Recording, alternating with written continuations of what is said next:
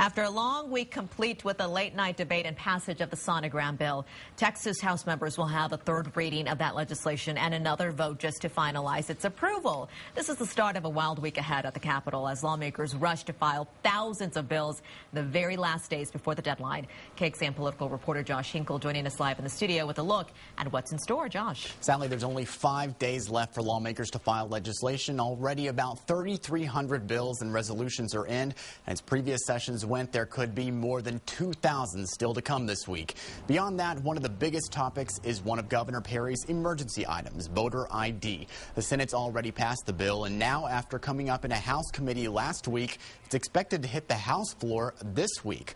Also out of the House, Appropriations Chair Jim Pitts will ask his committee to vote to use $4.3 billion of the state's rainy day fund to close a shortfall in the current biennium.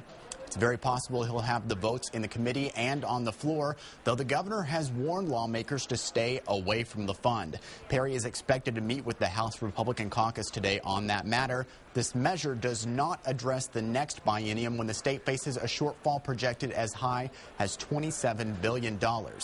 Another item in the House, an issue we've been on top of for most of this past year. After a shooting scare at the Capitol, metal detectors went in at the main entrances, and only people who work in the Capitol and people who have a concealed carry handgun license can bypass that line. Now lawmakers will consider a bill to let others get a background check and pay a fee to have that same privilege without getting a concealed carry license. Another of the governor's recommendations will be part of a Senate Finance Committee hearing today. Under his budget proposal, Perry suggested the suspension of both the State Historical Commission and the Commission on the Arts until the economy improves.